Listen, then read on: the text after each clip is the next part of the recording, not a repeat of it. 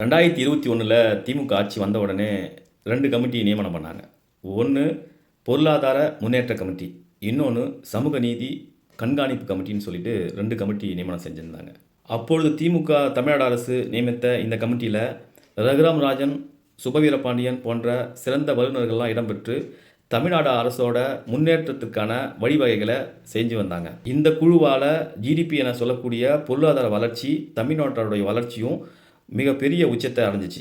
ஆனால் தற்பொழுது தாவேக ஆட்சி அமைஞ்ச உடனே ஒரு தமிழ்நாடு அரசோட ஒரு ஆலோசகராக ஒரு ஜோசியரை நியமனம் செஞ்சுருக்காங்க.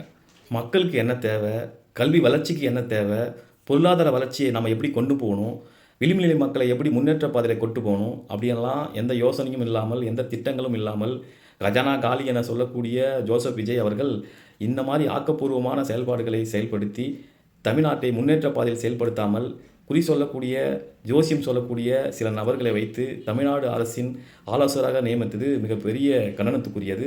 அது மட்டுமல்லாமல் பிஜேபி போன்று மற்ற மாநிலங்களில் செயல்படுத்தக்கூடிய மதவாதங்களுக்கு துணை போகிற இந்த மாதிரி செயலை தமிழ்நாட்டில் இதுபோன்று செய்யாமல் ஆக்கப்பூர்வமான நடவடிக்கைகளை மேற்கொள்ளுமாறு கேட்டுக்கொள்கிறேன்.